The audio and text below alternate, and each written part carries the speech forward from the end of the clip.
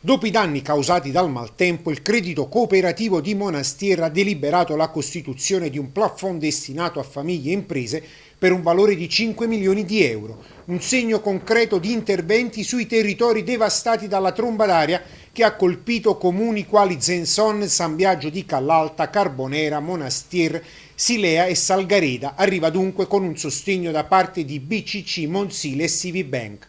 Vento e grandine hanno provocato danni ad abitazioni e aziende e distrutto il raccolto di un anno. Quindi era fondamentale aiutare imprese e famiglie colpite dal maltempo, così spiega il presidente del credito cooperativo Monsile, Antonio Zamberlan. E noi, quando siamo stati coinvolti in questi eventi, abbiamo pensato bene come consiglio di amministrazione della Banca di Monastir e del Sile, credito cooperativo, di fare qualche cosa. Avevamo già fatto qualcosa anche in passato a fronte di altri eventi catastrofici e così abbiamo voluto nell'ultimo consiglio di amministrazione, quello del 6 di agosto, ultimo scorso, mettere a disposizione un plafond di 5 milioni per affrontare questi disagi, forti disagi. Per accedere al finanziamento bisogna rivolgersi direttamente alle filiali della banca,